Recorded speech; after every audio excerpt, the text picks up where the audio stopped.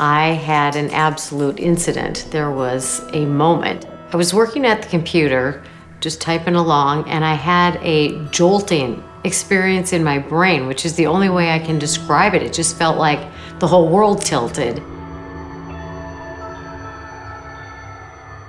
My name is Connie, and I live in Augusta, Georgia, where we've lived for the past 18 years. My husband is Steve. We've been married 31 years, and we have 3 children, 1 boy and twin girls, and we have 3 grandchildren, and 1 more on the way.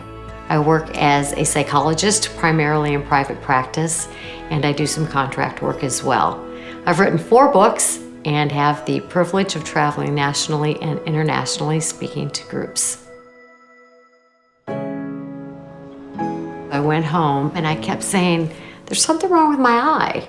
It's just not right. It doesn't feel like there's something in it, but I can't see correctly. So I made an appointment with an ophthalmologist, and he said, well, come back in a couple of days if it doesn't go away. So it didn't go away. And so I came back and he said, well, I'm going to send you to a retina specialist. And I just thought, well, I'll go see the retina specialist and they'll fix it and off I'll go. And he did a lot of testing, a lot of picture taking, injected some dye. And I'm kind of getting the impression that this might be a little more serious than I thought it was. And so then he explained to me about CRVO. And again, I was still thinking, well, okay, cool, fix it. How long is that going to take? And he was very kind and gentle when he kind of explained that this isn't going away.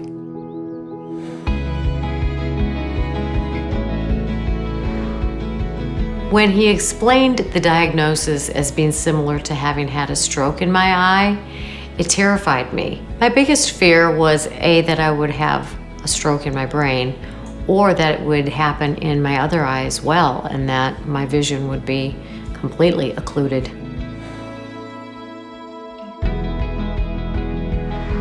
She's so into reading, and she loves to write, and she's so very active and works so hard. I knew it was going to be very difficult for her, and it just made me real sad to think about the fact that her life was going to have to change. I was concerned about the future because my children at that time were just in the process of getting engaged and married, and I knew that meant grandchildren would follow.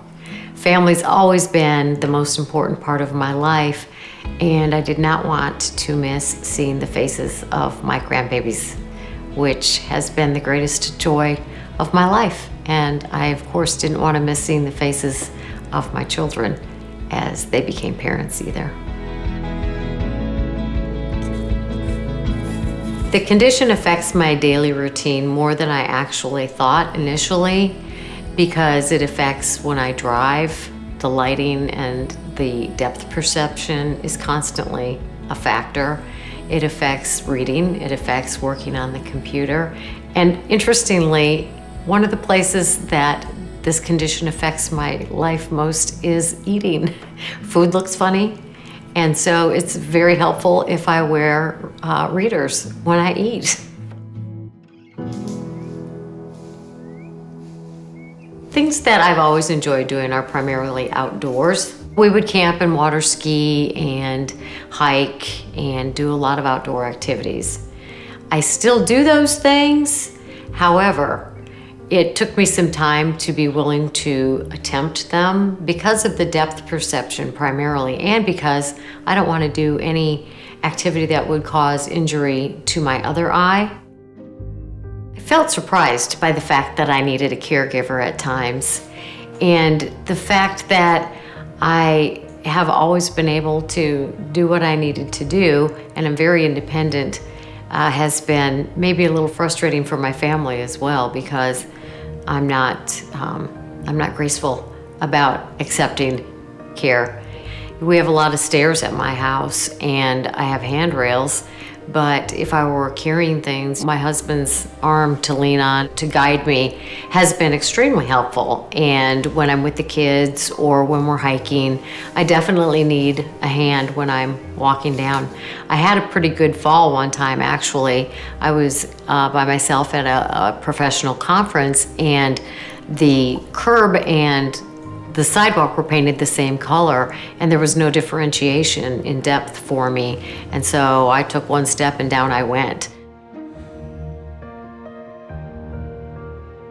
The regimen I was placed on during the clinical trials was a monthly meeting with the retina specialist and the research team. It took about 3 hours each time, and I would go through the refractory, and then they would do a lot of pictures of my eye, and then the last thing was always the injection.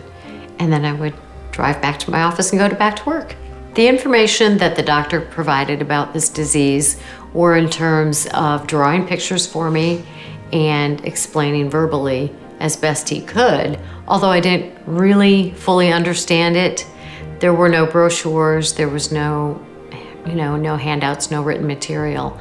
Of course, I did look things up on the internet, which only confused me further. It would have been very helpful throughout this journey to have been able to connect with other people who have this condition, because other people will talk to you about their experience, and I think that would offer a lot of comfort in most cases. When Connie was diagnosed and had to have her treatments, I did go along with her to a couple appointments. I wanted to learn about it and see what I could find out. And it's hard for me to think of something that I can't help her with, and I can't fix for her, but obviously there wasn't a lot I could do other than support her. She went to the doctor and we found out there was a problem with her blood pressure. I have high blood pressure that apparently is not going to go away. However, it is very well managed with medication that I take daily, and I do a lot of relaxation type things, including yoga, which is very helpful for me overall to reduce stress, but also hopefully to decrease the blood pressure as well. In addition, I do various other kinds of exercise on a regular basis, and I watch what I eat pretty carefully. My retina specialist said something to me one day that profoundly affected me, and he said, should anything ever happen to your other eye, you will be grateful for whatever improvements have been made. And I thought that is so incredibly true. Following the research protocol, I went to see my retina specialist every 3 months, and then it was extended to 6 months and then to 8 months. And my last visit, he said, I'll see you in a year. So now I'm just gonna go on an annual basis. When I realized that the Eylea had improved my condition, it gave me a lot of hope for the future. I'm sure at one point in time there was nothing that could be done with CRVO and other eye conditions. And there's continual research, and so I'm sure as time goes by, there will be further improvements that can be made, whether for myself or for other people affected with this condition down the road. Eyesight is such a precious thing. I just want to ask him to keep working on it and keep trying, because one of these days somebody in Connie's position may get full eyesight restored, and that would be amazing.